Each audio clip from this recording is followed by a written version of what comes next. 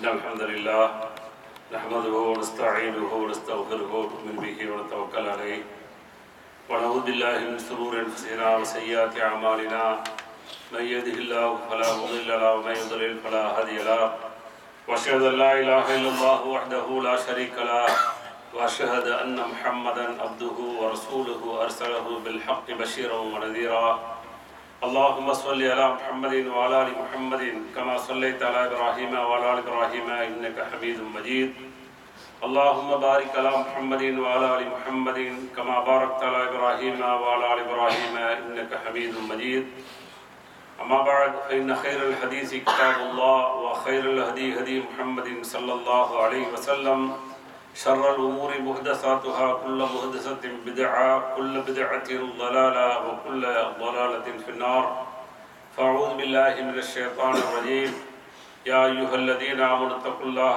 حق تقاته ولا تموتن إلا وأنتم مسلمون وقال أيضا يا أيها الناس اتقوا ربكم الذي خلقكم من نفس واحدة وخلق منها زوجها وبث منهما رجالا كثيرا ونساء واتقوا الله الذي تساءلون به والأرحام إن الله كان عليكم رقيبا وقال أيضا يا أيها الذين آمنوا اتقوا الله وقولوا قولا سديدا يصلح لكم أعمالكم ويغفر لكم ذنوبكم ومن يطع الله ورسوله فقد فاز فوزا عظيما அன்பிற்குரிய எல்லாம் அல்ல அல்லாஹ்வின் நல்லடியார்களே, அல்லாஹ்வுடைய மாபெரும் கருணையினால் எல்லாம் அல்ல அல்லாஹ் அவனால் ஒப்புக்கொள்ளப்பட்ட உயர்வான மார்க்கமாக இருக்கக்கூடிய இஸ்லாமிய மார்க்கத்தில் நம்ம எல்லாம் ஆக்கி, அதிலும் குறிப்பாக ஜும்மாவுடைய கடமையை அல்லாஹ்வும் அல்லாஹ்வுடைய தூதர் முஹம்மது ஸல்லல்லாஹு அலைஹி வஸல்லம் அவர்கள் எப்படி நடைமுறைப்படுத்த சொன்னார்களோ அப்படி நடைமுறைப்படுத்துவதற்காக வேண்டி நாம் எல்லாம் இங்கே கூடியிருக்கிறோம். இந்த சந்தர்ப்பத்திலும் இன்னும் பிற சந்தர்ப்பங்களில் இஸ்லாமிய மார்க்க விளக்கத்தை பெறக்கூடிய நாம் பெறுவதோடு நின்று விடாமல் நிறுத்தி விடாமல் செயல்படுத்தக்கூடிய மக்களாகவும் செயல்படுத்தாத பிற மக்களை செயல்படுத்த தூண்ட வேண்டும் என்ற கோரிக்கையோடு இந்த ஜும்மா உரையை துவங்குகிறேன். இன்றைக்கு வழங்கப்பட்டுள்ள தலைப்பு லிபாசுன் நபி ஸல்லல்லாஹு அலைஹி வஸல்லம். நபி ஸல்லல்லாஹு அலைஹி வஸல்லம் அவர்களுடைய ஆடை என்ற தலைப்பு வழங்கப்பட்டிருக்கிறது. நபி ஸல்லல்லாஹு அலைஹி வஸல்லம் அவர்களுடைய ஆடையை பற்றி ஒரு ஜும்மாவில் ஒரு உரை கொடுக்க வேண்டுமா அப்படிங்கிற வினாக்கள் கூட சிலருக்கு எழலாம். இதற்கான காரணம் என்னவென்று சொன்னால், உலகில் வாழக்கூடிய நாம் எத்தனையோ தலைவர்களை இன்றைக்கு பார்த்து கொண்டிருக்கிறோம், எத்தனையோ வசதி படைத்தவர்களை பார்த்து கொண்டிருக்கிறோம், எத்தனையோ அதிகார வர்க்கத்தில் பங்கு பெற்றிருக்கக்கூடிய அதிகாரிகளை பார்த்து கொண்டிருக்கிறோம்.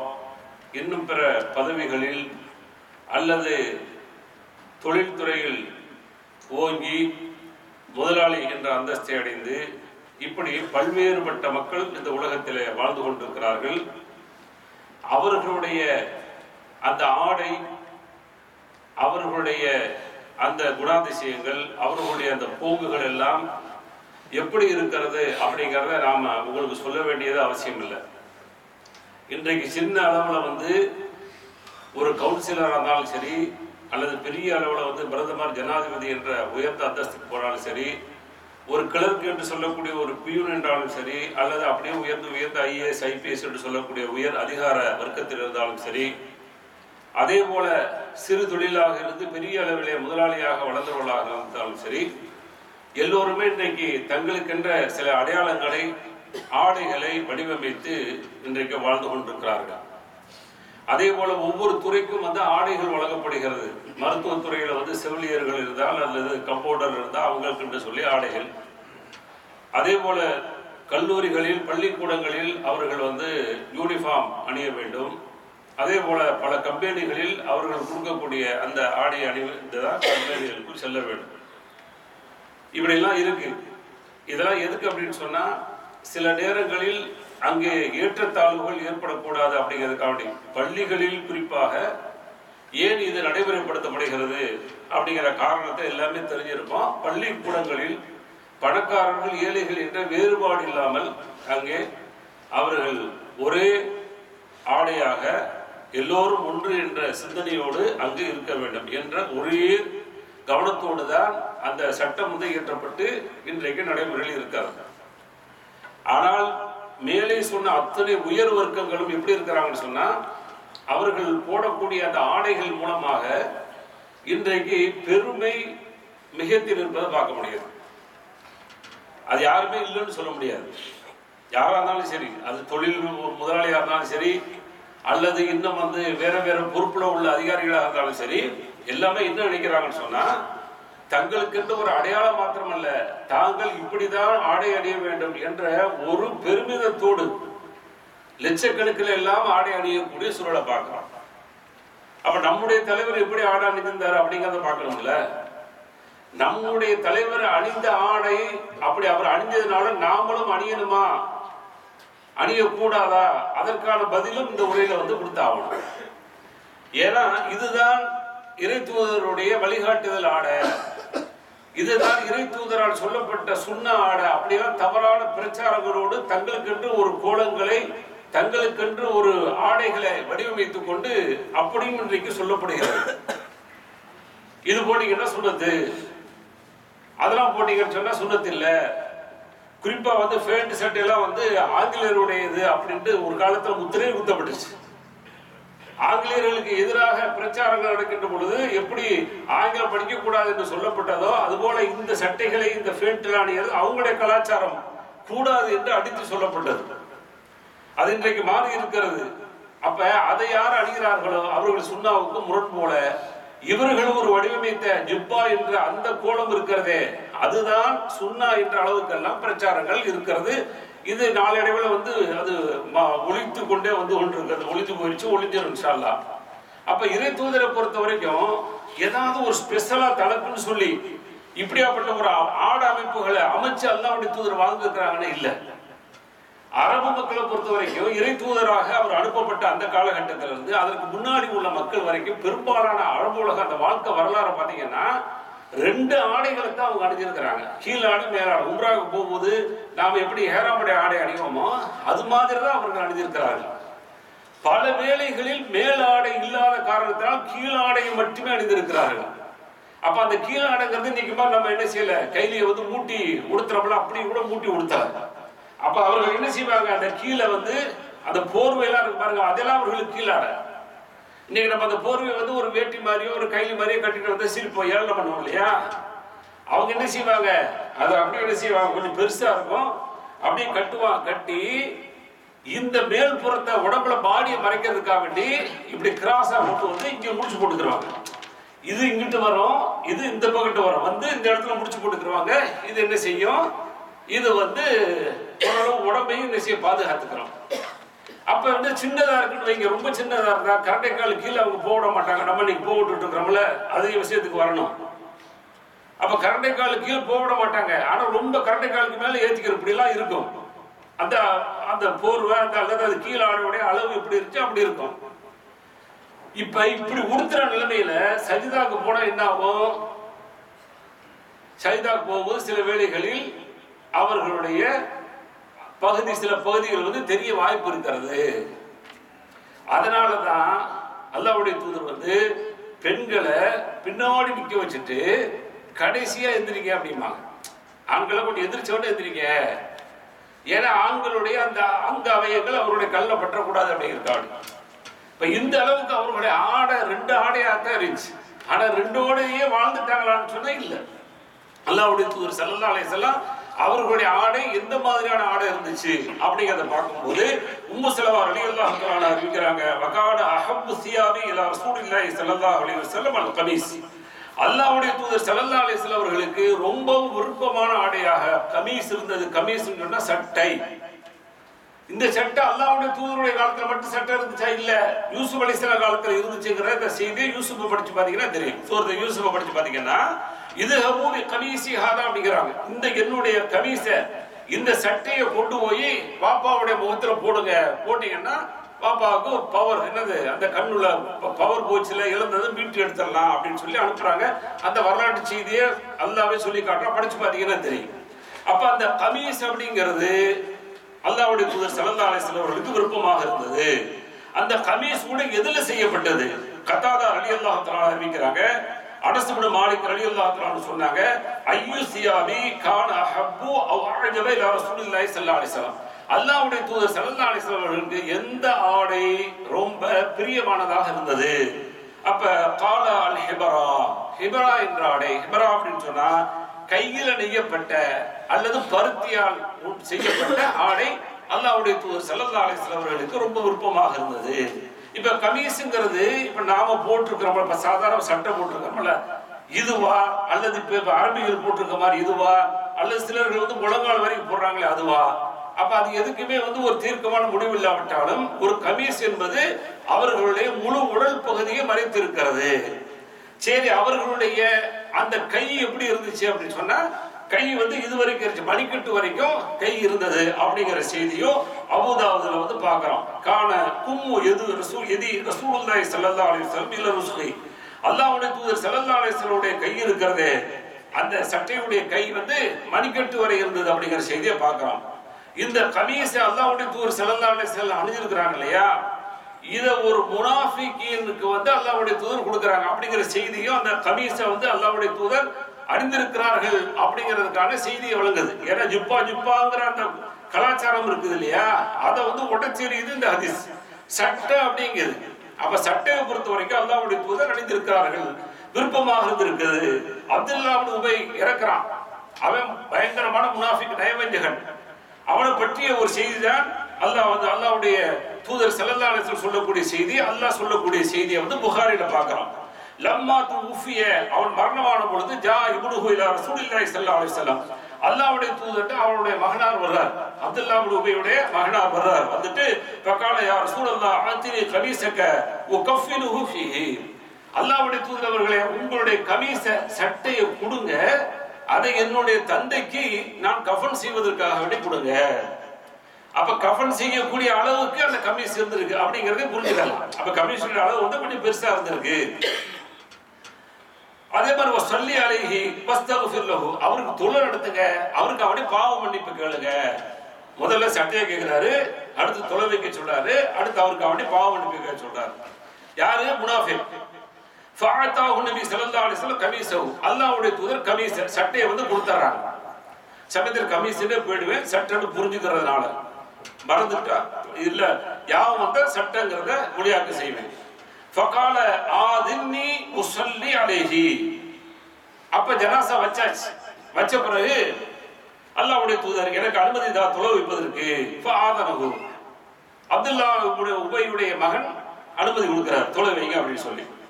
ஃபலமா அராதா யுஸல்லி அலைஹி ஜதுபஹு உமர் ரலியல்லாஹு அன்ஹு ஃபகால அலைஸல்லாஹு நஹாக அன் துஸல்லி அலல் முனாஃபிகீன்.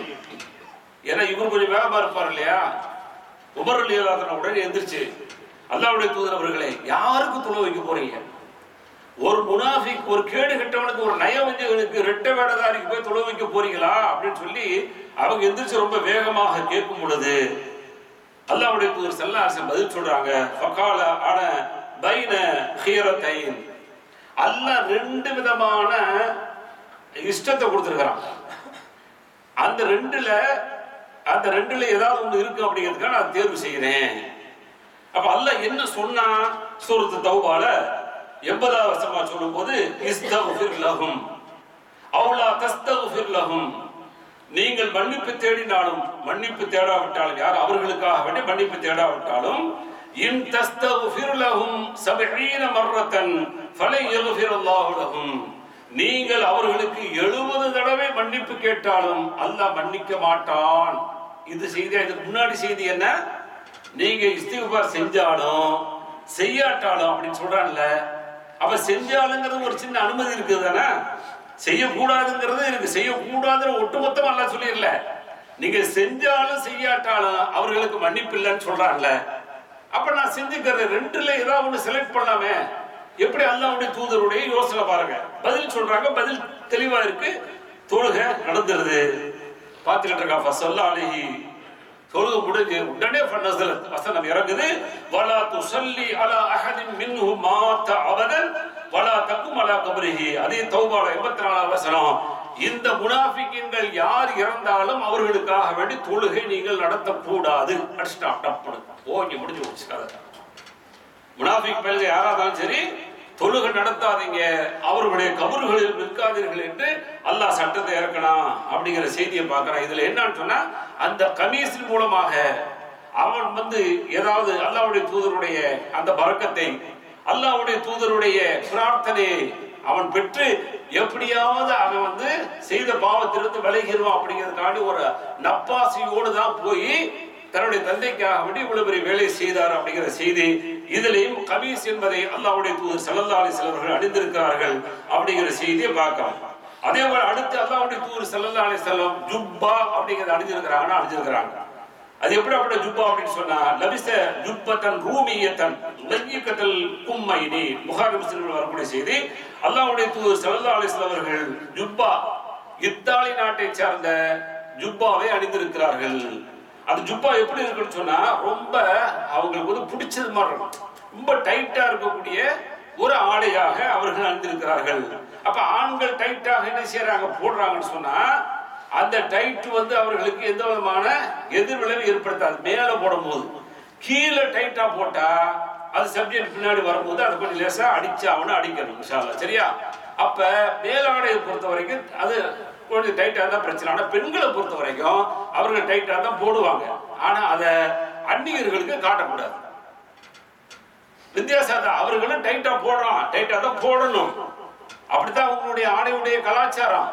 ஆனால் அப்படி டைட்டா போடக்கூடியவங்க யாரெல்லாம் திருமணம் செய்ய தடை செய்யப்பட்டார்களோ, திருமணம் முடிக்க கூடாது என்று சொல்லப்பட்டாங்களோ, அவங்களுக்கு முன்னாடி சர்வ சாதாரணம் வர்றது பிழை இல்லை. அவர்கள்ட்ட கெட்ட பார்வை இருக்காது, தீய பார்வை இருக்காது. ஆனால் திருமணம் முடிக்கலாம் என்ற சட்டம் யாருக்கு இருக்கிறதோ அவர்களுக்கு முன்னாடி, அந்நியர்களுக்கு முன்னாடி நீங்கள் அவயங்கள் தெரியக்கூடிய அளவுக்கு இருகலான ஆடை போட்டுக்கொண்டு பெண்கள் வெளியே செல்லக்கூடாது, அவர்களுக்கு முன்னால் வரக்கூடாது அப்படிங்கிற சட்டத்தை நாம் புரிந்து கொள்றோம். அதே போல அல்லாஹ்வுடைய தூதர் ஸல்லல்லாஹு அலைஹி வஸல்லம் அவர்கள் கம்பளி ஆடை அணிஞ்சிருந்தாங்க. அதே போல ரொம்ப டைட்டாக இருந்துச்சு அப்படிங்கிற செய்தியை பார்க்கிறோம். அதே போல அடுத்து சிவப்பு நிற ஆடையும் அணிந்திருக்கிறார்கள். பரா இப்னு ஆசிப் ரலியல்லாஹு தஆலா அறிவிக்கக்கூடிய செய்தி, மா ரஐது மின்தி லம்மத்தின் ஃபீ ஹில்லத்தின் ஃபீ ஹுல்லத்தி ஹம்ரா. அல்லாஹ்வுடைய தூதர் ஸல்லல்லாஹு அலைஹி வஸல்லம் அவர்கள் சிவப்பு நிற ஆடை அணிந்திருந்தார்கள். அஹ்ஸன மின் ரசூலுல்லாஹி ஸல்லல்லாஹு அலைஹி வஸல்லம் லஹு ஷிஅர். அல்லாஹ்வுடைய தூதர் ஸல்லல்லாஹு அலைஹி வஸல்லம் அவர்களுக்கு அழகான முடி இருந்தது. எந்த அளவுக்கு என்று சொன்னா, அவர்கள் இந்த தோல் பூஜம் வரைக்கும் அவர்கள் தங்களுடைய முடியை வைத்திருந்தார்கள் அப்படிங்கிற செய்தியை பார்க்க முடியும். இன்னைக்கு முடி இல்லை, எல்லாமே மொட்டை, எல்லாமே சொட்டையா ஓடிட்டு இருக்கு. ஒண்ணு சொட்டை இல்லைன்னு சொன்னா தொந்தி அப்படிங்கிற கலாச்சாரத்துல ஓடிட்டு இருக்கு. அது எழுதப்படாத விதியா வருது. ஆனா அன்னைக்கு அவர்கள் நல்ல முடியை வளர்த்து அழகா செஞ்சிருக்கிறாங்க. அதனால இதெல்லாம் சுன்னத்து நினைச்சிடக்கூடாது. இது அவர்களுக்கு விருப்பமா இருந்துச்சு, செஞ்சாங்க, அவ்வளவுதான். உங்களுக்கு எது விருப்பமோ, யாருக்கும் ஒப்பாகாத யூத கிறிஸ்துவனுடைய கலாச்சாரத்துக்கு ஒப்பாக்காம சுத்தி மண்டையை கரைச்சிட்டு மேல ஒரு கும்பிடு போடுற மாதிரி இந்த கலாச்சார முடியெல்லாம் வைக்காதீங்க. முடின்னா முடியா வைக்கணும். இன்னைக்கு உள்ள இளைஞர்கள் எப்படி வர்றாங்க அப்படின்னு சொன்னா, சுத்தி கரைச்சிட்டு, அது என்னன்னு தெரியல, அது அசிங்கமா இருக்கு பாக்குறதுக்கு. ஏதோ மண்டையில ஒரு சட்டியை கவுத்துற மாதிரி இருக்கு. இப்படியாப்பட்ட முடியை அல்லாஹ்வுடைய தூதர் வைக்கல, அழகா வச்சிருக்கிறாங்க. அதனால சொல்றாங்க, முடி வச்சா அழகா வைங்க. அதே மாதிரி பட்டத்திலே அலையக்கூடாது. நான் ரொம்ப பக்திமான் அப்படி இல்லை, வச்சா அதுக்குள்ள கண்ணியத்தை கொடு, சீவு, என்ன தடவை எல்லாமே சொல்லப்படுது. அப்ப அல்லாஹ்வுடைய தூதர் ஸல்லல்லாஹு அலைஹி வஸல்லம் அவர்கள் சிவப்பு நிற ஆடை அணிந்தார்கள் அப்படிங்கிற செய்தியை பார்க்க முடியுது. அவர்கள் மரண தருவாயில் எந்த ஆடை அணிஞ்சாங்க அப்படிங்கிற செய்தியை ஆயிஷா ரலியல்லாஹு தஆலா சொல்லும் போது, அஹ்ரஜத் இலைனா ஆயிஷா இஸாரன் கலீதன் மிம்மா யுஸ்னவு பில் யமன். யமன் நாட்டிலே தயார் செய்யப்பட்ட ஒரு கீழாடையை, மேலாடையை அவங்க கொண்டு வந்தாங்க. மேலாடை எப்படி இருந்துச்சு அப்படின்னு சொன்னா, அந்த மேலாடை கீழாடை ரெண்டையுமே கொண்டு வராங்க. அந்த ஆடை எப்படி இருந்துச்சுன்னு சொன்னா, பார்ப்பதற்கு ரொம்ப ஹார்டா இருந்துச்சு, ரொம்ப கடினமான ஆடையாக இருந்துச்சு. அதே போல விக்ஸான், கீழாடை மேலாடை ரெண்டையும் கொண்டு வந்தாங்க. இதுதான் அல்லாஹ்வுடைய தூதர் ஸல்லல்லாஹு அலைஹி வஸல்லம் ரெண்டு ஆடை அணிந்திருக்கக்கூடிய நிலையில் தான் மரணமானார்கள் அப்படிங்கிற செய்தியை பார்க்க முடியாது. ரொம்ப கட்டியான, ரொம்ப திக்கான ஆடை அணிந்திருக்கிறார்கள் அப்படிங்கிற செய்தியை பார்க்க முடியுது. அதே போல குங்குமப்பூ கலர் உள்ள ஆடையும் அணிந்திருக்கிறார்கள் அப்படிங்கிற செய்தியை பார்க்கிறோம். சௌபான் ரலியல்லாஹு அன்ஹு அறிவிக்கக்கூடிய செய்தி, அல்லாஹ்வுடைய தூதர் ஸல்லல்லாஹு அலைஹி வஸல்லம் மஸ்பூகானி பிஸ்ஸாஃபரானி ரிதாஅன் வ இமாமத்தன்.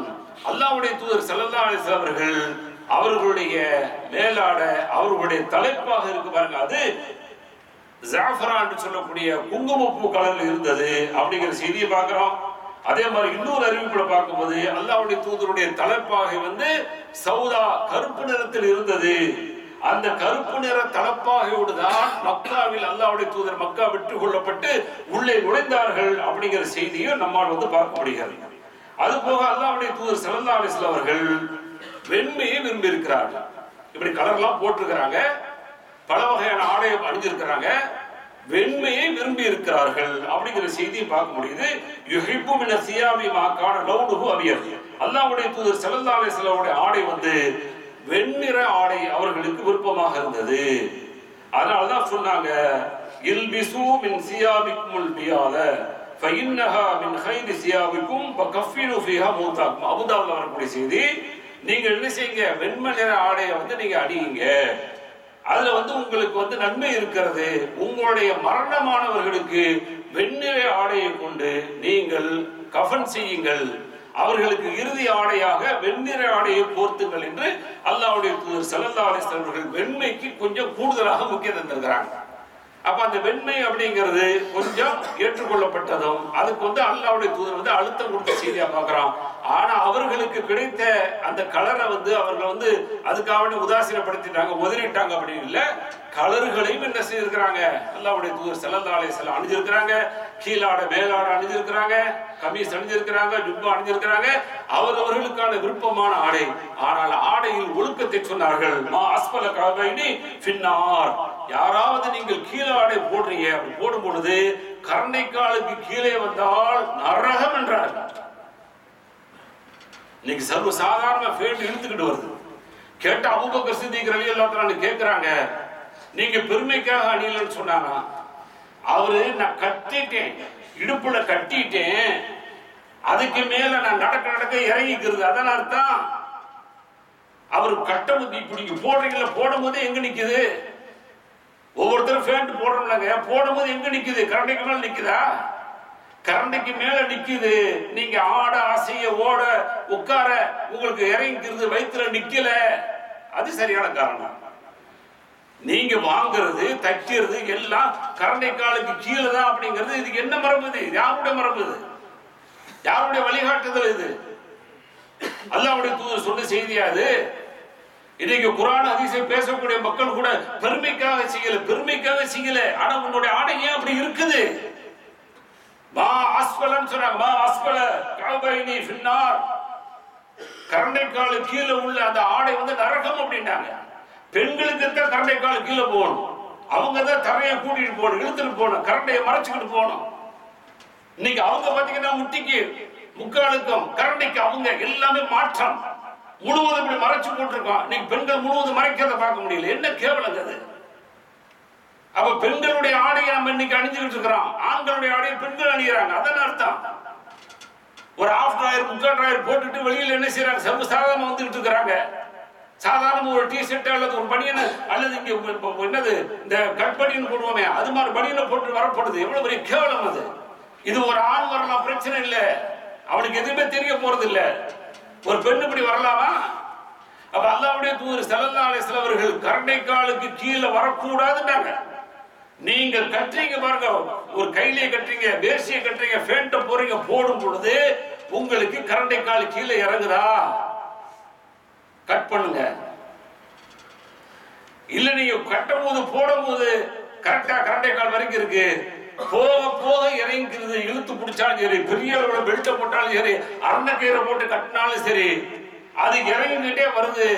வேற வழி இல்லை. ஏன்னா இப்ப நான் இங்க கட்டுவே சமயத்துல இது வாட்டுக்கிட்டு இறங்கிட்டு வந்துடும், புடிச்சு ஏத்திக்கிற சமயத்துல ஊர்ல போனா ஃபேண்ட் அப்படி போடுறது. அப்ப கட்டுறது இங்கதான் கட்டுறான். கொஞ்ச நேரம் கழிச்சு சாப்பிட்ட உடனே, கொஞ்ச நேரம் கழிச்சு நடந்த உடனே இங்க வலுவலுன்னு இருக்குல்ல, இவர் நிக்க மாட்டார், சரக்கு கொஞ்சம் வலிச்சு கீழே பாத்தீங்கன்னா கொஞ்சம் தூரம் ஒரு இஞ்சி கீழே போயிருது, 1.5 இஞ்சி கீழே போயிருது. ஆனா நம்ம கரெக்டா கண்டைக்கால் வரைக்கும் அடிச்சுதான் கட் பண்ணிருக்கிறோம். ஆனா இன்னைக்கு பலர்கள் போடக்கூடியது மனசாட்சி தொட்டு சொல்லுங்க, நான் பெருமைக்காக போடுறேன், எதுக்காக போடுறீங்க? நீங்க கரண்டைக்காலுக்கு மேல போட்டீங்கன்னா அசிங்கமா இருக்குன்னு நினைக்கிறீங்க. இன்னைக்கு ஃபேண்ட் வந்துருச்சு, ஒரு காலத்துல அப்படி போட்டான்ல. இன்னைக்கு இளைஞர்கள் பூரா கரண்டைக்காலுக்கு மேல போட்டுக்கிட்டு இருக்கிறான் ஜீன்ஸ். அது பாத்தீங்கன்னா கீழே என்ன வச்சுட்டு எலாஸ்டிக் வைக்கப்பட்டிருக்கு, அப்படியே கவிக்கிறது கரண்டை காலுக்கு மேல. என்னடா சுண்ணத்தை ஃபாலோ பண்றானா மாடு. இது இன்னைக்கு மாடுற இளைஞர்கள் போட்டிருக்கக்கூடிய அந்த ஃபேண்ட்டை பாத்தீங்கன்னா இதைத்தான் போடுறான். முதல்ல போட்ட ஃபேண்ட் வேணாங்கிறான், இன்னைக்கு சுண்ணத்தை ஃபாலோ பண்றான். அதனால இது வந்து கொஞ்சமாவது யோசிங்க. யாரும் சொன்னது இல்லை, அல்லாஹ்வுடைய தூதர் சொன்னது என்னன்னு பாருங்க. அல்லாஹ்வுடைய தூதர்கிட்ட கேட்டதற்கான அந்த சாத்தியக்கூறுகள் என்னன்னு பாருங்க. பார்த்து நரகத்திலிருந்து பாதுகாத்துக் கொள்ளுங்கள். கரண்டை வரை போடணுங்கிறதுல எந்த கருத்து வேறுபாடும் இல்லை, யாருக்கு சண்டை இல்லை, எல்லாரும் ஏத்துக்கிட்டாங்க. கரண்டை கால கீழே போடாங்கிறது ஒரு காரணம் கொடுக்குறீங்கல்ல, நான் எதிர்க்கிறேன், என்ன மாதிரி எத்தனை பேர் எதிர்க்கிறாங்க. கருத்து வேறுபாடு வருது சொல்ல, கருத்து வேறுபாடு வராதது கரண்டை கால் வரை பிரச்சனை இல்லை. அடுத்து என்னன்னு சொன்னா, சிலர் வந்து டி ஷர்ட் போட்டு வர்றோம், கண்ணு கூசு, சைதாக்கு போயிட்டு எந்திரிச்சு அவருக்கே வெக்கமா இருக்கு, இழுக்கிறார். எதுக்கு இதை போட்டு வர்றீங்க எனக்கு தெரியல. அல்லாஹ் பள்ளிக்கு வரது நல்லா வாங்க, அழகா வாங்க, சூப்பரா வாங்கறான், அப்படி வாங்க.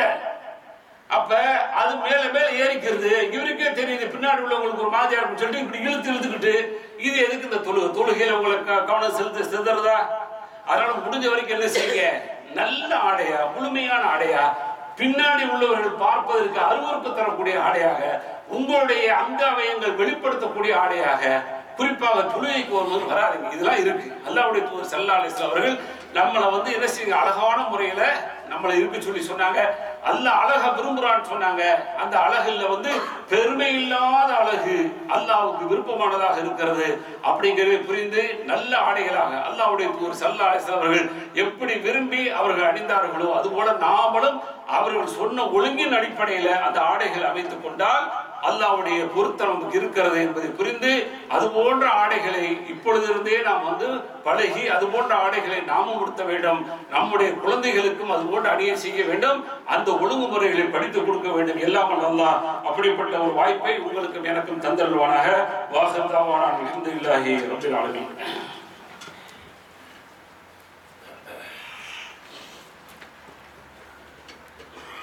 பிஸ்மில்லாஹிர் ரஹ்மானிர் ரஹீம். அன்புக்குரிய சகோதர சகோதரிகளே, அல்லாஹ்வுடைய மாபெரும் கருணையினால் அல்லாஹ்வுடைய இந்த மார்க்கம் மிக இலகுவானது, எளிமையானது, எல்லோரும் ஏற்றுக்கொள்ளக்கூடிய ஒரு மார்க்கமாக இருக்கிறது. 5 நேரம் நம்ம தொழுகை வரும் பொழுது எப்படி வந்து கம்பெனிகள்ல அல்லது கல்லூரிகள்ல, சில கல்லூரிகள்ல அல்லது பள்ளிக்கூடங்கள்ல வந்து ஒரு யூனிஃபார்ம்ங்கிற ஒரு முறை போடுதா, அது இந்த வணக்கத்துக்கு அல்லாஹ்வால் போடப்படலை. அப்ப இங்க பாத்தீங்கன்னா பலர்களும் பலர் ட்ரெஸ் போட்டிருக்கிறோம். அப்ப அல்லாஹ் வந்து அல்லாஹ்வுடைய தூதர் மூலமாக அங்கீகாரம் நமக்கு கொடுத்துட்டான். ஆனா ஒரு இடத்துல மட்டும் நம்முடைய ஒற்றுமையும் நம்முடைய அதனுடைய வேற்றுமை இல்லாத ஒரு சூழலை உருவாக்குறதுக்கு தான் உம்ராவுடைய அந்த நிகழ்வுக்கு நீங்கள் செல்லுகின்ற பொழுது பெண்கள் எல்லாம் தங்களை முழுமையாக மறைத்து வரும் பொழுது பெண்களுடைய ஆடை மற்றவர்களுக்கு தெரியாது. இந்தியாவுடைய பெண்ணு, இது இலங்கையுடைய பெண்ணு, இது பாகிஸ்தானு, இது பங்களாதேஷ், அங்க ஆடையில எந்த விதமான மாற்றங்களையும் அவர்கள் பார்க்க முடியாது. மேல முழுமையாக மூடிட்டு வந்துடுவாங்க பெண்கள். அப்ப அவங்களுக்கு எஹ்ராம்ங்கிற அந்த சட்டமே கிடையாது, எஹ்ராம்ங்கிற ஆடையே கிடையாது, எஹ்ராம்ங்கிற நீத்துல போயிடணும். ஆனா ஆண்களை பொறுத்த வரைக்கும் மேலாடை கீழாடை அப்படின்னு சொல்லிட்டு எந்த நாட்டவராக இருந்தாலும் சரி அங்க வேற்றுமையை பார்க்க முடியாது. ஏன்னா ஒருத்தருக்கு ஒருத்தர் உயர்ந்தவர். இப்ப இங்க வந்து படோடாபமாக சில தலைவர்கள், சில முதலாளிகள் என்ன செய்யறாங்க, ஆடைகள் அணிஞ்சிட்டு வர்றாங்க. அங்கேயும் அந்த திமிர் வந்து விடக்கூடாது அப்படிங்கறது என்னவோ தெரியல. அல்லாஹ்வுடைய தூதருடைய வழிகாட்டுதல், நீங்கள் 2 ஆடைகள் மட்டுமே அங்க அணிந்து வாருங்கள் என்று ஒரு யூனிஃபார்ம் வந்து அங்க சொல்லப்பட்டுச்சு. இப்ப இங்க பொறுத்த வரைக்கும் நம்ம என்ன செய்யறோம், இந்த நாட்டை பொறுத்த வரைக்கும் வேணா கொஞ்சம் மிக்ஸ்டா இருப்போம். ஆனால் நம்ம அவங்களுடைய நாடுகள்ல மிக்ஸ் இல்லாம அந்தந்த நாட்டுடைய கலாச்சாரத்தின் அடிப்படையில நம்முடைய உடைகள் இருக்கிறதுனால அதுல வந்து என்ன செய்ய முடியாது, யாரும் வேற்றுமையை பார்க்க முடியாத என்னமோ. அதனால் தொழுகைக்கு வருகின்ற பொழுது யூனிஃபார்ம் என்ற சிஸ்டத்தை வைக்காம அல்லாஹ் சொல்றான், யா பனி ஆதமுடைய மக்களே புது சீனத்தக்கம் அணிந்த புள்ளி மஸ்ஜித், ஒவ்வொரு பள்ளிக்கு வரும்போதும் அழகான முறையில வாங்க அப்படிங்கிறான், ஸ்டைலா வாங்க. நான் பல தடவை சொல்லியிருக்கிறேன், பள்ளிக்கு போகும்போதே இருக்கிறதுலேயே பழசு. அப்படியே அடுப்படியில் நின்றுட்டு வந்து நிக்கிறாங்க, நாத்து தாங்க முடியல, அடுப்படியே மசாலாவுடைய நாத்து தாங்க முடியல. பல பள்ளிகள்ல போய் தொடவே முடியல நம்மளால. இந்த கலாச்சாரத்தை மாத்துங்க. நீங்க அதெல்லாம் போட்டு அழகானதா நறுமணமாக எந்த விதமான இடையூறு இல்லாததாக வந்து தொழுகையில் இல்லைங்க. பச்சை பூண்டை பச்சை வெங்காயத்தை சாப்பிட்டு வராதுங்க என்ற சொன்ன மார்க்கம் ஹலால் தான். ஆனா அது வந்து ஹராமாக்குது தொழுகைக்கு. அப்ப அல்லாஹ்வுடைய பள்ளிக்கு வரும்போது அழகான முறையில நல்ல முறையில ஆடை அணிந்து வாருங்கள். நறுமணம் தான் நறுமணம் பூசிட்டு வாருங்க. அடுத்தவர்களுடைய முகம் சுழிக்க வைக்காதீங்க. இதெல்லாம் இஸ்லாம் கொடுக்கக்கூடிய ஒழுங்குகள் என்பதை இந்த நேரத்தில் உங்களுக்கு பதிவு செய்து கொள்கிறேன். இது போன்ற பாடங்களை படித்து அடுத்தடுத்து பள்ளிக்கு அதான் வரும் பொழுது அதனுடைய ஒழுங்குகளை பேணி அல்லாஹ்வும் அல்லாஹ்வுடைய தூதரும் விரும்பக்கூடிய அடிப்படையில, குறிப்பாக வழக்குகள் விரும்பக்கூடிய அடிப்படையில, இன்னும் சில மனிதர்கள் நம்ம நேசிக்கக்கூடிய அளவுல நம்முடைய இந்த ஒன்று கூடுதல் ஒவ்வொரு நேரத்திலும் இருக்க வேண்டும். அப்படியாப்பட்ட வாய்ப்பை ஒவ்வொருவரும் மாற்றிக்கொள்ள வேண்டும். அல்லாஹ் அதற்கு அருள் புரிய வேண்டும் என்ற பிரார்த்தனையோடு வாஹர் தஅவானா அல்ஹம்துலில்லாஹி ரப்பில் ஆலமீன். அஸ்ஸலாமு அலைக்கும் வரஹ்மத்துல்லாஹி வபரகாத்துஹு.